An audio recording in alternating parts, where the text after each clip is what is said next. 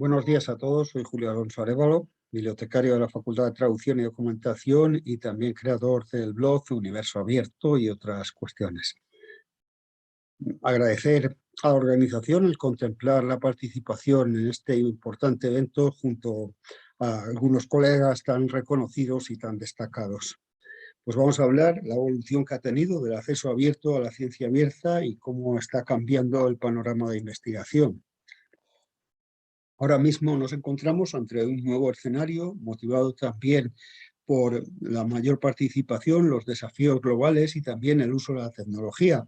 Un nuevo sistema informativo que está modificando la forma de interactuar, de presentar las ideas y la información y también de jugar la calidad de los contenidos.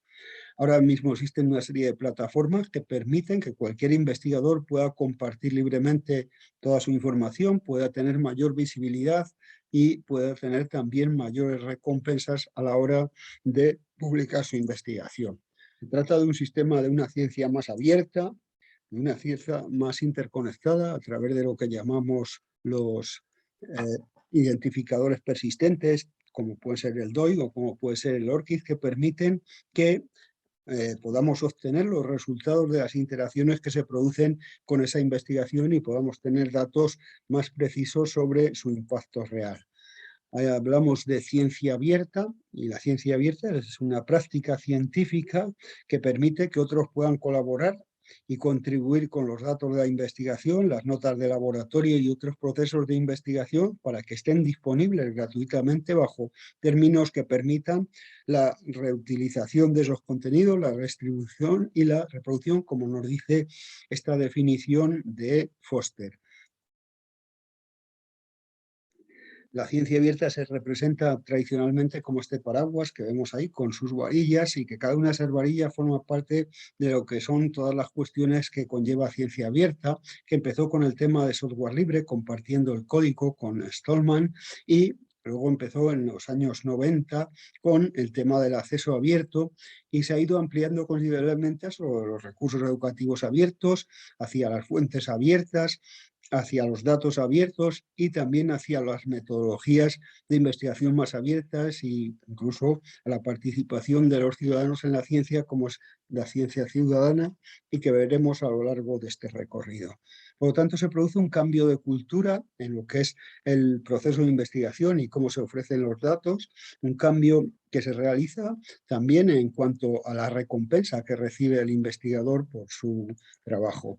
La ciencia abierta implica dos dimensiones fundamentales. Por una parte, la apertura de los resultados, que son los artículos de la revista, los capítulos, los libros, y por otra parte también una apertura también de las metodologías y las herramientas que utilizamos para realizar esa investigación, como son la gestión de datos de investigación, la revisión abierta, como son todos los procesos más participativos. Así que los principios de la ciencia abierta implicaría la apertura a las metodologías, apertura también hacia las fuentes, apertura a los datos, el acceso a una mejor comunicación científica más abierta y más social, la apertura a las revisiones y también la apertura a los recursos académicos abiertos, como pueden ser libros para la reutilización y el aprendizaje. Hay, por lo tanto, un cambio de paradigma entre la ciencia tradicional y la ciencia abierta. Ciencia tradicional consiste fundamentalmente en publicar artículos. La ciencia abierta es publicar cualquier resultado que tenga que ver con la investigación, todos resultados o datos subyacentes, desde una ciencia más individualista a una ciencia cada vez también más colaborativa, de una ciencia donde solo unos pocos tienen acceso por el tema de barreras de pago, a una ciencia donde toda la sociedad puede beneficiarse de esa investigación. La ciencia procede del valor de la Declaración de los Derechos Humanos y por lo tanto es universal y tiene que estar libremente disponible. Desde una ciencia también vertical y muy especializada a una ciencia cada vez más interdisciplinar. De una ciencia donde no participan los ciudadanos a una ciencia donde los ciudadanos pueden hacer también un aporte a través de lo que llamamos ciencia ciudadana.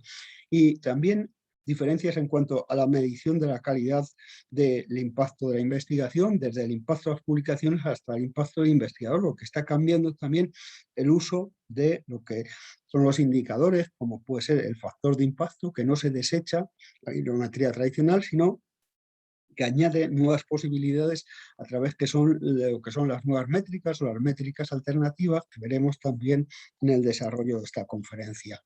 Si tuviéramos que etiquetar qué significa ciencia abierta, podríamos hablar de transparencia, de justicia, de bienestar, de reutilización, de sostenibilidad, de una ciencia más democrática, colaborativa, de una ciencia que tiene más compromiso y también tiene más eficacia. Se trataría de un proceso completo de democratizar la ciencia. La ciencia no solo es de los científicos, sino la ciencia es de todos y es para todos. Y esa sería la frase de alguna manera que resumiría lo que sería la ciencia abierta.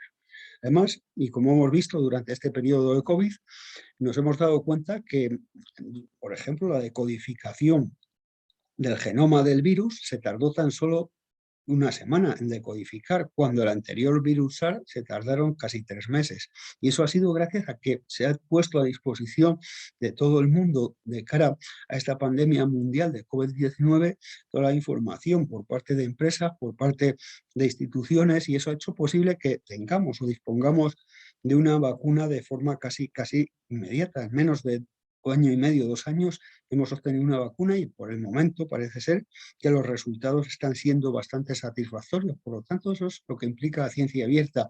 Implica el tratamiento mejor de los desafíos globales, la ruptura de esa brecha digital, y está en todos los procesos, en el cambio climático, en la sostenibilidad alimentaria, en el agua segura para todos, en todas las cuestiones que nos importan a todos y en las que todos tenemos que evolucionar para hacer una sociedad mejor que esté acorde con los objetivos de desarrollo sostenible. Se trataría, por lo tanto, de una ciencia más inclusiva y también de una ciencia más transparente.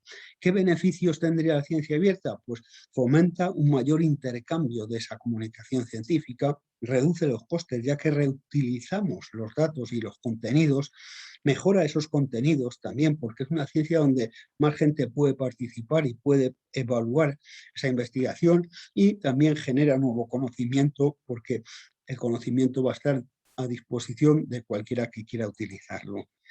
Aquí tenemos algunas de las pautas que nosotros deberíamos seguir para tener una política de ciencia abierta en nuestra universidad, como establecer directrices de ciencia abierta, concienciación sobre el valor que tiene la ciencia abierta. La tarea nuestra de la biblioteca sería la formación de investigadores, proporcionar también apoyo a esta ciencia abierta y desarrollar también una carrera profesional para la ciencia abierta. Además, los investigadores tendrían también importantes beneficios porque mejoraría o consolidaría su reputación científica. Habría cambios en la forma en que se evalúan los contenidos de una forma más transparente, más abierta. También daría participación a que no solo sea el artículo científico lo que se valore, sino existen ahora mismo otras posibilidades de comunicación, como puede ser un blog. Daría lugar también a una revisión más abierta, más participativa, más transparente, y al acceso también a datos y publicaciones de otros investigadores en beneficio también de nuestra investigación. ¿Y qué papel tendríamos nosotros, los bibliotecarios? Pues promocionar y proporcionar a los investigadores habilidades y competencias que necesitan para practicar esta ciencia que llamamos abierta. El rol del bibliotecario tendría que ver con su trabajo en alfabetización, desde la creación del contenido hasta la organización y la comunicación de esos contenidos para obtener mayor visibilidad y mayor rentabilidad del usuario en cuanto a su impacto.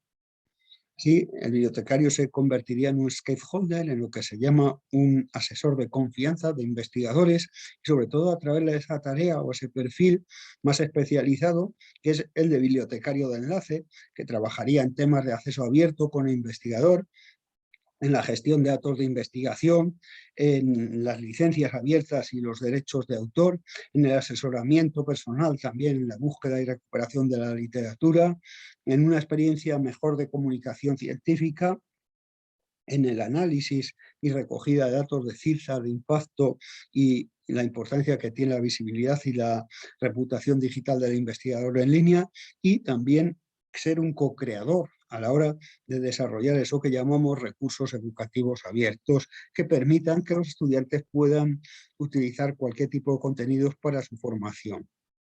Y tenemos, si alguien quiere ampliar, este manual de capacitación sobre ciencia abierta, muy interesante para todos nosotros, que podéis encontrar gratuitamente en PDF en línea. ¿Qué áreas conlleva la ciencia abierta? Ese paraguas que nosotros habíamos mostrado. Por una parte, el acceso abierto, la educación abierta, los modos, recursos educativos abiertos, los datos abiertos, la revisión abierta, la ciencia ciudadana y también las métricas alternativas. El acceso abierto, como todos sabéis, afecta a la literatura científica, que sea accesible y gratis a través de Internet y que permita que se redistribuyan estos contenidos reconociendo al autor como tal.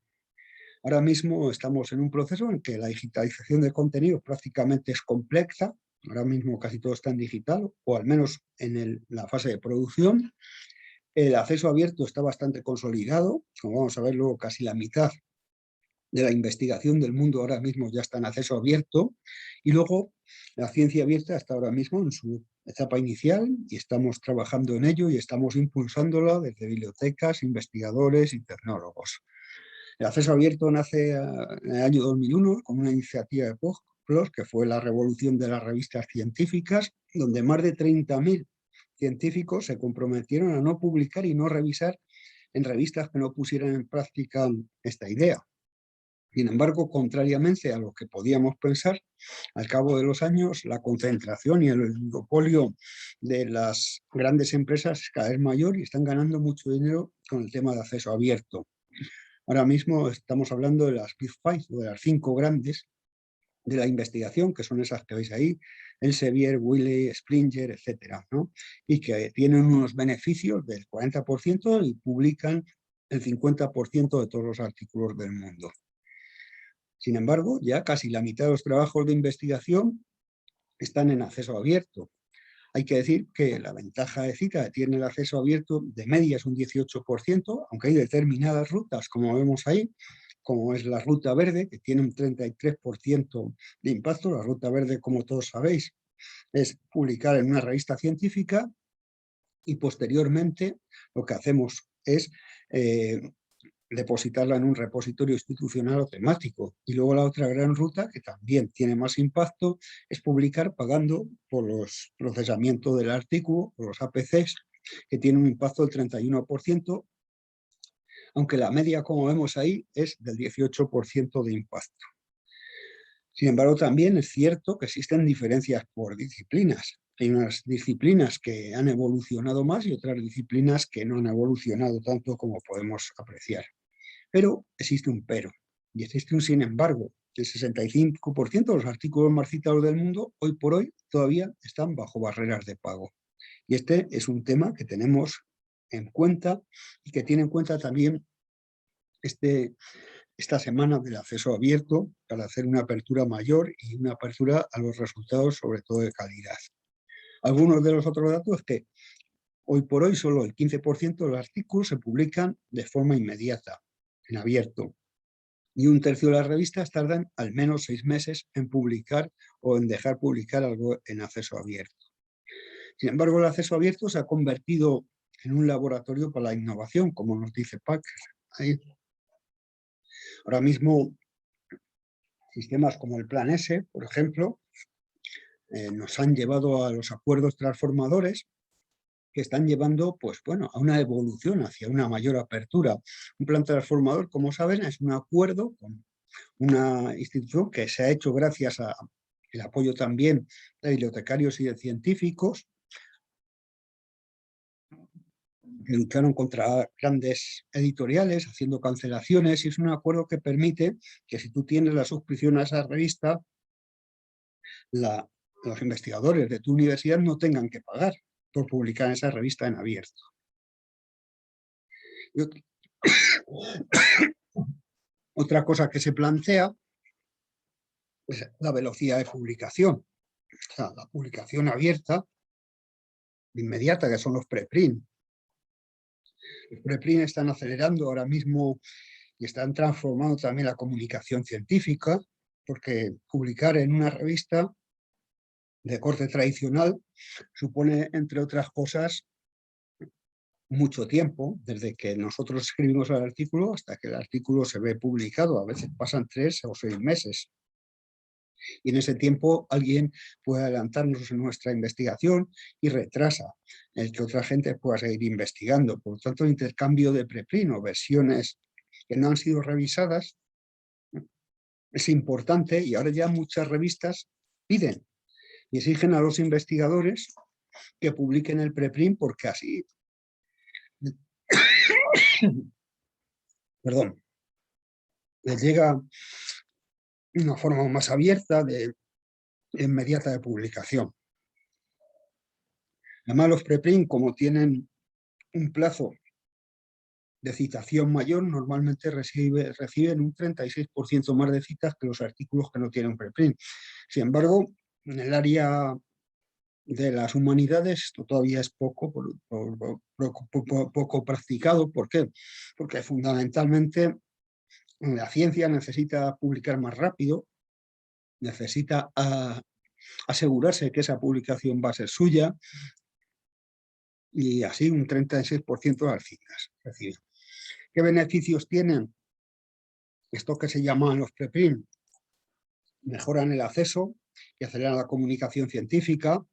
Son sistemas más rentables, ya que no hay que pagar cargos por procesamiento de artículo, lo que hace también inviable o hace desaparecer las revistas que llamamos depredadoras, que cobran APCs bajo una falsa revisión, y también facilita un modelo de negocio basado en servicios y no en publicaciones, que es algo también interesante e importante.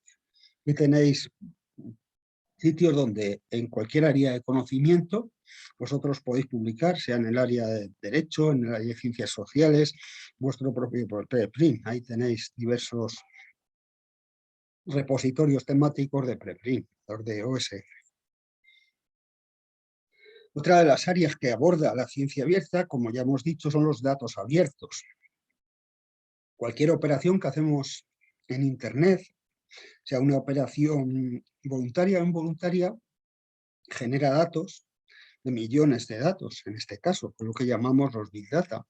También está eso que decimos la Internet de las cosas. O sea, no solo generamos los datos nosotros, sino también las máquinas que cada vez más están conectadas a Internet y que dan datos de todas esas interacciones.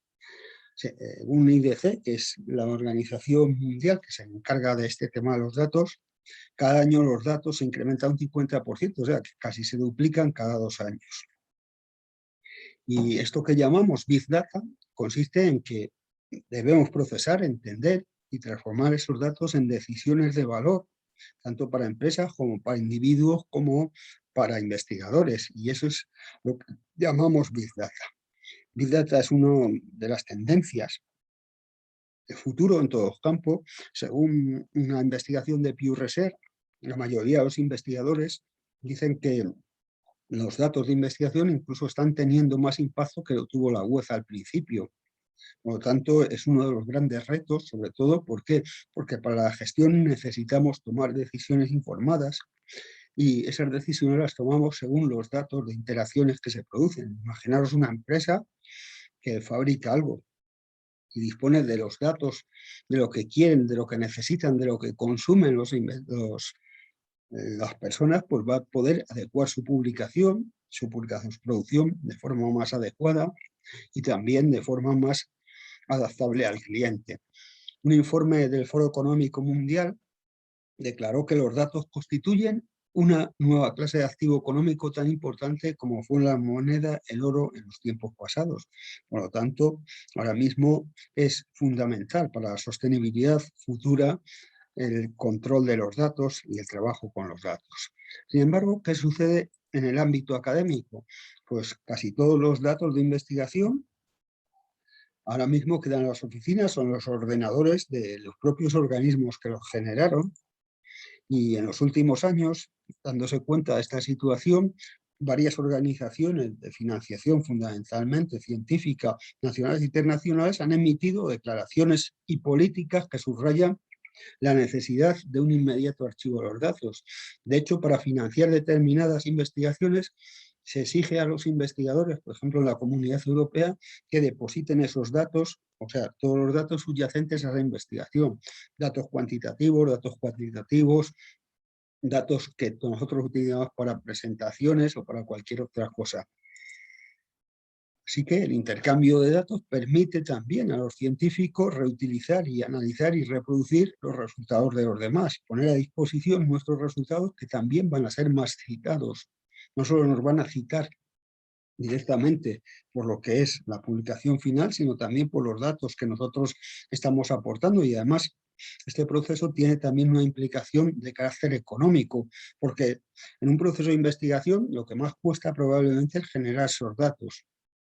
Y esos datos a veces ocurre que son varios investigadores o grupos de investigación que están trabajando en lo mismo y que uno compila los datos, el otro también, y esto es antieconómico.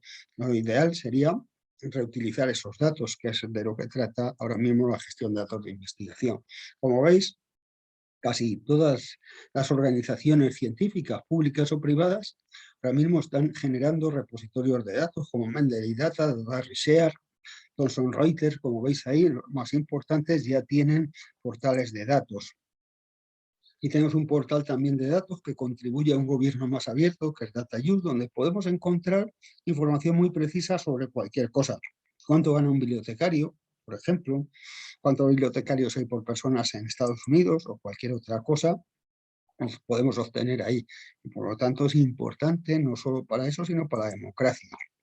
Existe otro proyecto, es el que vemos aquí en Nueva York, que es Data for All, o sea, datos para todos, no solo los datos para las empresas, no solo los datos para los científicos, sino también para los propios ciudadanos. Este portal, por ejemplo, ¿qué podríamos lograr? En este portal, o lo que pretende este portal, es que, por ejemplo, un ciudadano que quiera montar un negocio, que quiera emprender, sepa la competencia que tiene en una zona, sepa los flujos comerciales, sepa el precio medio del alquiler, de manera que pueda tomar decisiones más informadas y minimizar los riesgos a la hora de hacer una inversión. Y esto es muy importante. Como veis, los datos no solo son para organizaciones, no solo son para empresas, sino también para los ciudadanos. Un caso muy curioso, así que apunto aquí, es como el Club Deportivo Liverpool tiene un especialista en datos que está trabajando, incluso ya creo que la selección española también, Luis Enrique. Tienen un asesor que le dan información de forma inmediata a través del pinganillo para que tome decisiones durante el propio partido para mejorar la estrategia y el rendimiento del equipo. La gestión de datos de investigación es un proceso diseñado para gestionar, difundir conjuntos de datos de alta frecuencia que cumplan con requisitos académicos, legales y éticos. Y este es uno de los grandes retos que nos tenemos que plantear las bibliotecas científicas y universitarias del futuro. Es una práctica que requiere un cambio, requiere una transición desde un sistema tradicional basado en resultados de investigación a otro basado en una infraestructura de datos centrada en torno a los resultados de investigación, a un sistema más robusto, más centrado en datos de investigación. Es la evolución natural de lo que sería cualquier repositorio que hoy día solo contiene artículos, solo contiene capítulos de libros, contiene libros completos o tesis, a otro sistema que también contenga todos esos datos que han acompañado a esa investigación. Por lo tanto, esos datos subyacentes de investigación son importantes ponerlos a disposición de otros investigadores para su reutilización. ¿Cómo se gestionarían los datos de investigación? Lo primero es desarrollar un plan de datos. Ahora mismo ya en Estados Unidos, no en España, no en Europa, la mitad de todas las bibliotecas universitarias tienen algún tipo de programa de apoyo a la gestión de datos basado también en servicios de datos.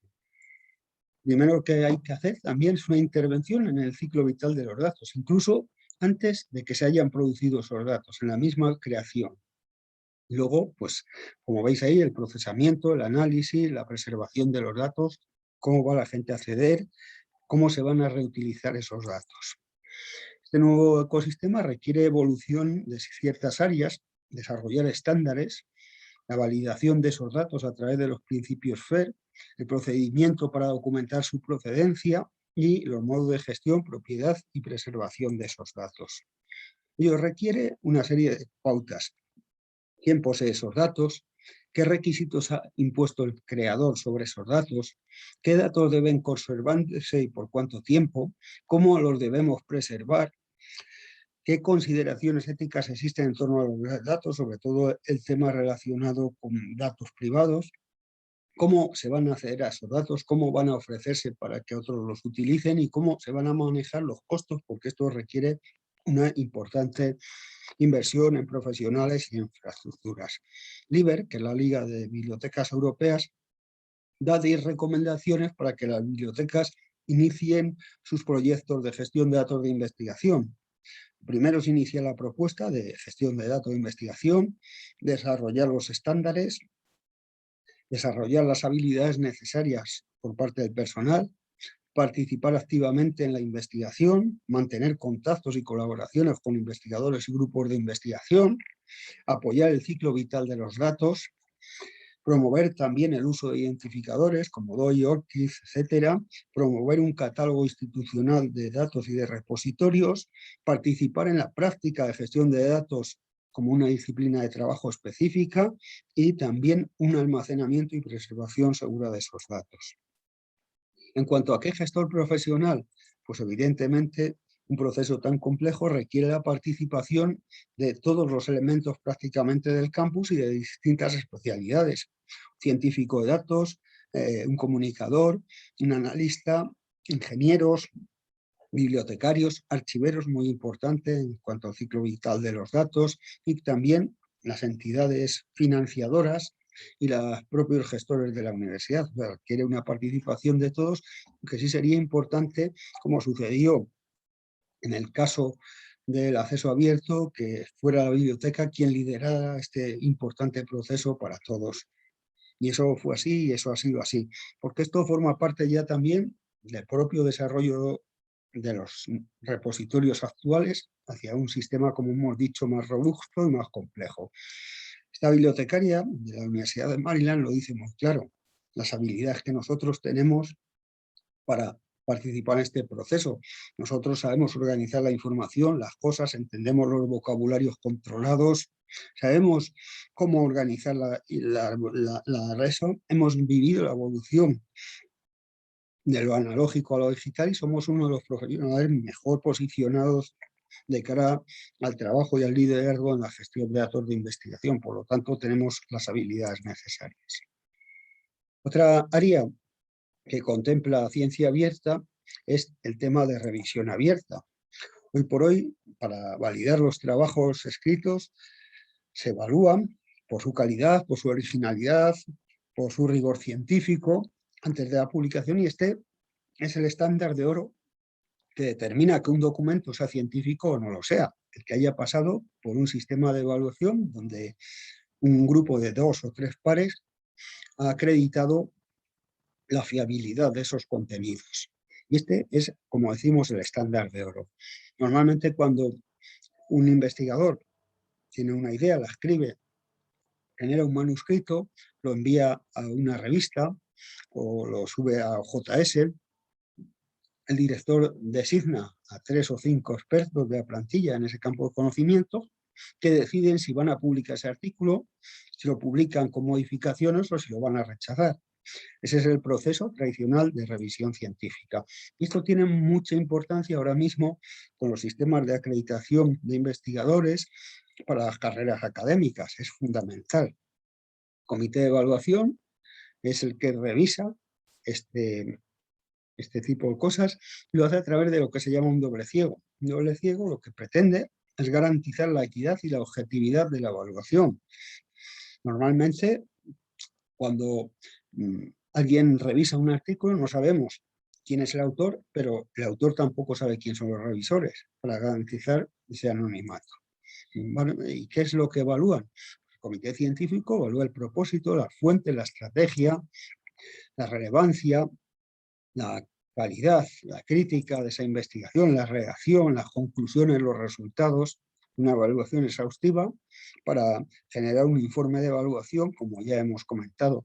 Sin embargo, este proceso es un proceso a veces largo, requiere seleccionar a los colegas que tengan disponibilidad en el momento, porque de momento tampoco se recompensa y a veces pueden pasar 3 o hasta 6 meses hasta que se publica un artículo. Por otra parte, es un sistema como cerrado y opaco que a veces no tiene consenso, ¿eh? Y esto lo hemos visto tradicionalmente. A veces también es sensible a un mal comportamiento de otros revisores, porque son colegas, puede haber disputas entre ellos, puede haber algún conflicto de intereses en cuanto a querer publicar algo antes o después. Por lo tanto, a veces este doble ciego se convierte, como vemos, en una posibilidad de mala práctica. Y también hemos visto errores, porque se habla mucho de los errores que han habido, por ejemplo, durante la pandemia con los preprints, pero también nos damos cuenta de que con la revisión tradicional, muchos trabajos que luego fueron seminales fueron rechazados por revistas, trabajos fraudulentos o incorrectos que fueron aprobados por el comité científico, y también a veces lo que ocurre es diferentes opiniones entre los revisores. Yo a veces cuando he publicado me he encontrado un revisor que dice que tu documento es magnífico y otro que te hace una crítica muy fuerte. Entonces tienes que pedir al revisor que ponga otro revisor más para que, al director, para que haya una mayor objetividad y se pueda tomar una decisión adecuada. Otra cosa es que tampoco garantiza la calidad de la investigación publicada.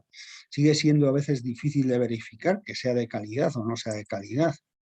Así vemos que este estudio nos dice que una alta tasa de rechazo de una revista no garantiza un posicionamiento de impacto posterior. Hay revistas que la tasa de rechazo, como JAMA, es de un 90%.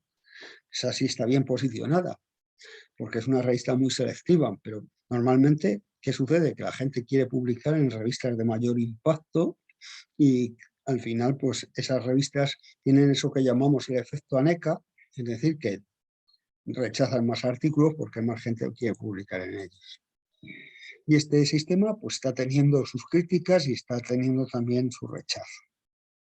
Ahora mismo el nuevo sistema, el nuevo ecosistema científico está dando lugar a nuevas interacciones, está dando nuevas oportunidades de cambio y sobre todo nuevas oportunidades para la evaluación y los criterios sobre los contenidos. Ahora ya hablamos de revisión abierta, en vez de tener el criterio de 2 o 4 personas, tener el criterio de más personas que puedan opinar sobre la calidad de esa investigación. Según este experto, que es Temena, dice que lo que está en juego en una revisión abierta es el reconocimiento y recompensa de los propios revisores, de los árbitros. Deben considerarse también los informes que genera la revisión, que ha aportado la revisión a todo esto. Luego, que los pares deben permanecer en el anonimato o firmar, o si la revisión se hace antes, después o se hace en todo el proceso de comunicación científica. Y review o la revisión abierta pretende que sea más abierta y que sea más transparente. Así se garantizaría, como en este caso que vemos aquí, una revisión prepublicación, una revisión durante la publicación y una revisión postpublicación. Actualmente el sistema es una revisión durante la publicación. Sin embargo, esto requerirá también revisar pre y posteriormente a esa publicación. Ya desde hace años, algunos de los repositorios de preprint, como es el caso de Archive, tienen ya un sistema más o menos de revisión científica que consiste en que cuando nosotros depositamos algo, esos colegas nos hacen críticas sobre cuestiones que a lo mejor debemos tener en cuenta y considerar. De hecho, y sobre todo en el ámbito científico, ya algunas revistas exigen que tenga un preprint, porque de esa manera les llega también a ellos una versión mucho mejor, mucho más revisada, porque a partir de las críticas que recibe en un repositorio puedes tener una calidad muchísimo mayor. Otra de las cuestiones que nosotros podemos ver, por ejemplo, en el caso de esta revista, que nosotros podemos sugerir los nombres de editores académicos a través de un formulario donde podemos poner los evaluadores que deseamos excluir porque tenemos un conflicto de intereses con ellos o por cualquier otra cosa. Esto no quiere decir que luego no puedan hacer o no nos lo pueden hacer. Aquí tenemos otro caso, que es Biology Direct, que es un nuevo sistema de revisión por pares, hacer que el autor sea responsable de la selección de los revisores potencialmente adecuados para su manuscrito y que el proceso de revisión también sea más abierto. Y este es un módulo de OpenAIRE que nosotros podemos implementar en DSpace y que es un sistema también, en cierta manera, casi automático, con un número ilimitado de colaboradores o voluntarios que pueden participar en la revisión, reciben los datos y se les solicita una opinión por correo electrónico. Lo que está en juego en todo esto es la recompensa que obtiene el revisor. Como sabéis, normalmente nosotros escribimos un artículo, también somos los revisores que se lo damos de forma casi gratuita a las empresas que obtienen unos beneficios importantes. Y hay algún sistema que intenta recompensar al investigador que trabaja en un proceso de revisión científica, como es Publons. Ahí tenéis algunas publicaciones que pueden resultar de interés sobre las buenas prácticas para la evaluación por pares.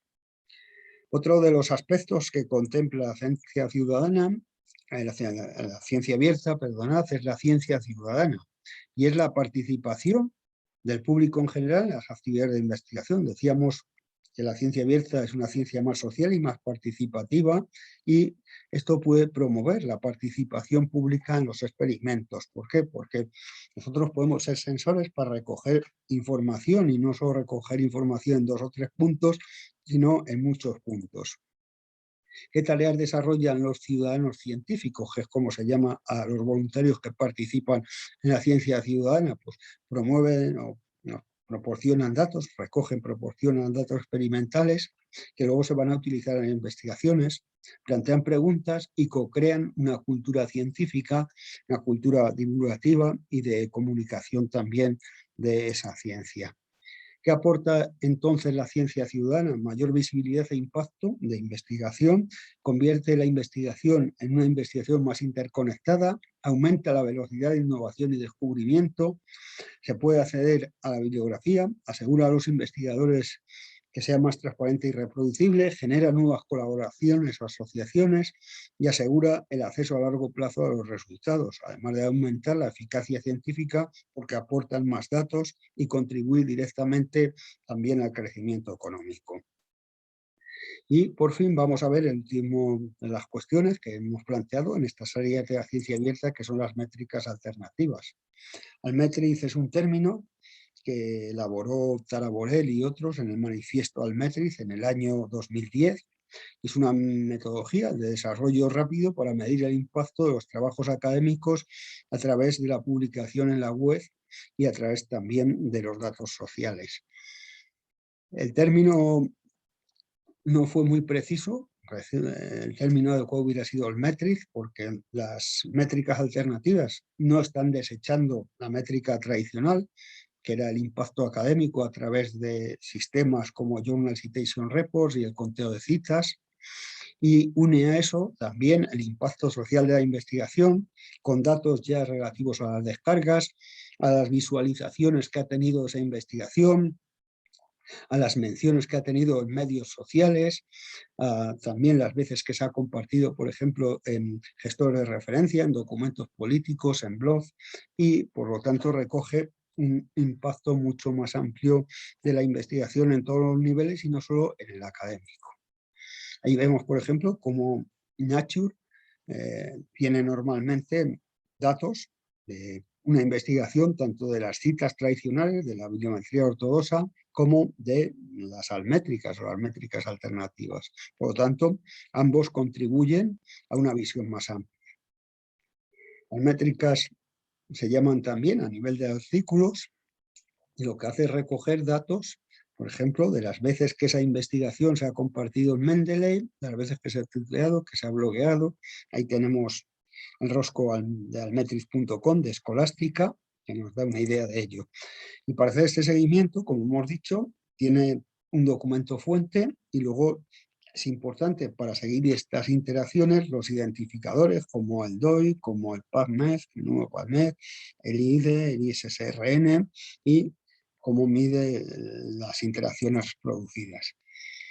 Aquí vemos cómo funcionaría el Metrics.com y las otras plataformas, que es PlanX que vemos hoy, Unpath Story. Recogería los datos de la bibliometría tradicional, pero datos de uso, las visitas y descargas que ha tenido esa investigación, la opinión que han dado expertos, la actividad académica producida en torno, los comentarios a través de blogs o de redes sociales y también la medición de la actividad social. Además, no solo se ciña a los artículos, como resulta en la mayor parte de la métrica tradicional, aunque ya van incorporando también libros, sino que recogería todas las interacciones producidas en cualquier tipo de investigación, que podría ser un artículo, una presentación, un vídeo o cualquier otro tipo. ¿Qué ventajas tiene? Pues las ventajas que tiene es que extiende el impacto más allá del ámbito académico. A veces el ámbito académico es excesivamente endocámico. Es comprensivo, ¿por qué? Porque simplemente lo que hace es recoger datos de las veces que se ha mencionado esa investigación en Twitter o de las veces que ha aparecido en blog. Se dice también que es menos manipulable, aunque esto también pues, puede manipularse. Todo lo que se hace con lógica se hace con lógica, claramente. Cubre el impacto del comportamiento en línea del investigador, que no cubría la métrica tradicional.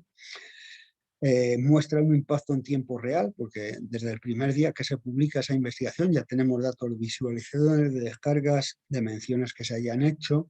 Permite predecir un futuro impacto académico, aunque esto también es en entredicho, y permite también integrarse en otros productos como las páginas web, repositorios, que vemos cada vez más rosco de colores de Escolástica, o vemos también el sistema de PlanX o cualquier otro.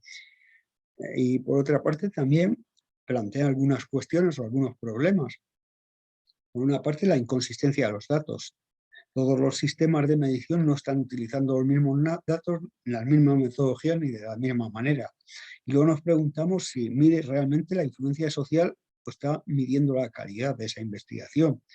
Las posibilidades de manipulación están ahí. De hecho, una investigación que hizo el grupo C3 de Granada con un documento falso que atribuyó a un nombre ficticio que era de dos ciclistas bien reconocidos, Pantani y este otro Alberto Contador, y produjeron pues, un impacto de 500 citas en no sé cuánto tiempo y era un documento falso. Luego también, como hemos dicho, la diferencia en las recogidas y en la metodología y la necesidad que hay de normalización. Y finalmente, ¿qué significado tiene? Aquí tenemos las diferentes plataformas almétricas y vemos cómo unas utilizan unas fuentes de datos y otras. Si hay fuentes de datos coincidentes, como vemos Mendeley, pero por ejemplo unos utilizan Amazon, otros utilizan otro tipo de fuentes y por lo tanto hay una cierta inconsistencia en función de la plataforma que utilicemos.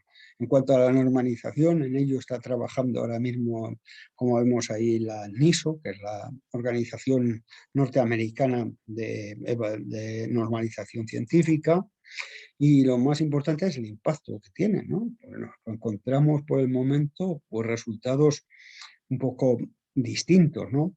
Por ejemplo, los tweets pueden predecir las citas, como dice ahí ese artículo, porque a medida que se determinan esos artículos tienen más predicciones, los resultados del impacto científico va a ser mayor, pero también hay casos al contrario. Hay casos que hay documentos que tienen poco impacto social y tienen mucho impacto académico, con lo cual todavía no podemos precisar de forma clara el plazo en el que estamos que que son publicaciones que a la larga van a recibir más impacto si han recibido más significación almétrica. Y esas son las plataformas, Impact Story, almetrics.com, PlanX, hay alguna más, PLOS, que son plataformas que intentan medir el impacto social, plataformas almétricas. Y tenemos el caso de Escolástica, de almetrics.com, y vemos lo que va recogiendo ese rojo de colores. Es una puntuación ponderada donde van recogiendo las veces que se compartió en Mendeley, las veces que apareció en blogs, las veces que se compartió en Facebook o en Twitter, las veces que aparece en Wikipedia, por ejemplo. Luego también ese rojo cambia de color en función del ámbito en el que haya tenido más influencia. Si este artículo ha tenido más influencia en medios de comunicación, vemos que tiene más color rojo. Si tiene más influencia en blog, el color amarillo. Y si tiene más influencia, por ejemplo, en Twitter, le vemos con un color de color azulado, que es el color tradicional de Twitter. Y además, como os decía, pondera los resultados. Por ejemplo, nuestro artículo aparece en prensa, no es lo mismo que aparezca en la prensa local, donde nos daría un punto, al que aparezca, por ejemplo, en el New York Times, donde nos otorgaría 8 puntos, o si la mención nos la hace un experto o no un experto. Son sistemas inteligentes, de alguna manera. Otro de los grandes sistemas, que es el de ESCO, que es Plan X, que es la ciruela, como todos sabéis, y mide pues, el uso, las capturas, las menciones.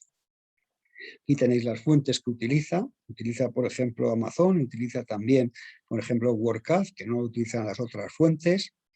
Y ahí tenemos, como aquí veis, no tiene puntuación, pero sí tiene todas las menciones, las veces que se visualizó ese artículo, las veces que se descargó, donde aparece el tweet, cuántos recibe, etcétera, como podéis ver. Bueno, a conclusión de todo esto, esta evolución de eso abierto, a la ciencia abierta, estamos viendo una evolución muy rápida y eficaz de la ciencia a un sistema más flexible, más abierto. Los medios sociales están cambiando, pues eso, la forma de interactuar, de presentar las ideas, la información, jugar los contenidos, y también tienen gran influencia en la reputación y en la carrera de los investigadores. Las tendencias que tiene la ciencia por el momento es hacia un mayor nivel de transparencia y un mayor nivel de azosia. Es importante para los productores de toda esta investigación, que sean organismos de investigación o universidades, reapropiarse de la gestión y difusión de los contenidos que ellos mismos producen, que ahora es posible y antes no. Y luego la interacción con sistemas de publicación mantiene el statu quo debido a los sistemas que tienen recompensa a los autores. Si por parte de las agencias de acreditación ahora mismo solo se tiene en cuenta el impacto a través de medios como pueden ser Web of Knowledge o como pueden ser Scopus, pues eso va a persistir. El cambio hacia una recompensa más abierta, pues producirá también un cambio en la forma que los investigadores publiquen, la forma de medir la calidad también de esa investigación. Por lo tanto, muchísimas gracias por vuestra atención y estoy abierto ahora mismo a cualquiera de las preguntas que queráis formular. Muchísimas gracias.